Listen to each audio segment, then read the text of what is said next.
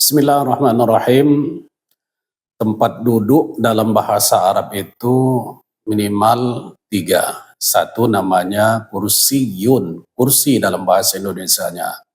Dan kursiyun ini kalau kita merujuk kepada surah Al-Baqarah ayat 255 lebih cenderung kepada tempat kekuasaan ya. Makanya dalam bahasa Indonesia ada kursi presiden, kursi gubernur, bupati, kursi wali kota, kursi DPR, dan lain-lain sebagainya.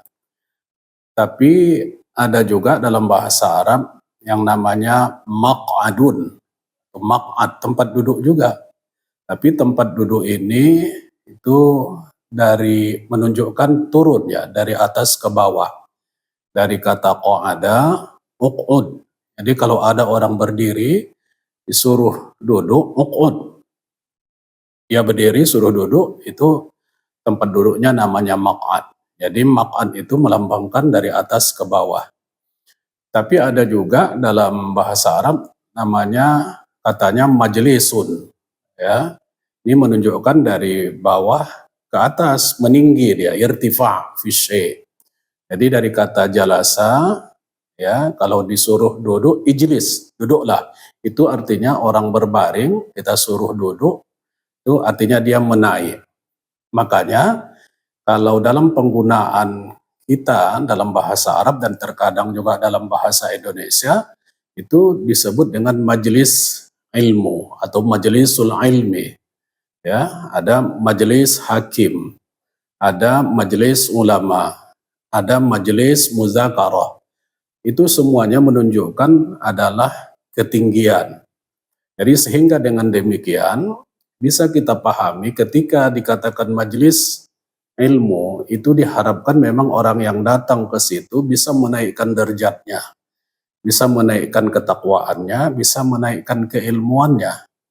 Dan orang yang duduk di majelis hakim, bahkan di majelis permusyawaratan rakyat, di majelis ulama dan lain-lain semuanya itu secara artinya bisa dan harus diterjemahkan sesuatu yang bisa menaikkan, meninggikan derajat, meninggikan ketakwaan. Nah, karena itu jangan semacam diputarbalikkan, ya, majelis itu dijadikan jadi kursi misalnya yang lebih melambangkan kekuasaan atau dijadikan maq'ad yang lebih cenderung menurunkan derajat, menurunkan ketakwaan, menurunkan martabat. Ya, karena itu marilah kita terutama dalam bidang ilmu misalnya dalam surah Al-Mujadilah ayat 11 Allah mengatakan idza qila lakum tafassahu fil majalis, majelis-majelis dilapangkan.